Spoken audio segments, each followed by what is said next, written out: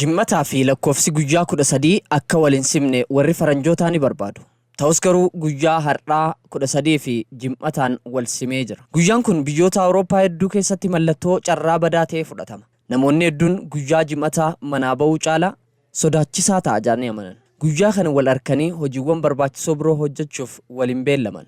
Euronews taateewwan seenaa eeruun akka jedhutti guyyaa kana durii kaasee taateewwan badaan hedduu waan mudataniif guyyaan kun jibbamaadhaa jedha. Keessattuu guyyaan jimmataa ka kiristaanonni guyyicha Iyyasuus Kiristoos itti fannifame Addaamii fi Heewaan firii mukaa dhorkaman nyaatanii jannata keessaa ittiin ari'aman. Qaabeel immoo obboleessa isaa Abeel kan ittiin ajjeese ta'uu yaadatan. Akkasumas yeroo waraana addunyaa lammaffaa Jarmaniin jimaata masaraa Buckingham Britain haleeluu fi taateewwan biroo addunyaa irratti badiisa guddaa geessisan jimaata raawwatamuun guyyaan kun guyyaa akka jibbamu taasiseerraayii jedha. Biyyoonni Awurooppaa tokko tokko xayyaara teessoo fiilmii siniimaa fi bakka uummanni baay'inaan irratti lakkoofsa 13 barreessurraa of qusatu jedhama. Lakkoofsi namoota lakkoofsa 13 akka mallattoo carraa badaatti ilaalamanii hir'achaa jira amma addunyaa irratti. Garuu immoo lakkoofsi namoota ammallee sodaa kanatti amanan xiqqoo miti. Lakkoofsi 12 immoo akka safartuu gaarummaa fi sirrii ta'ee ilaalama.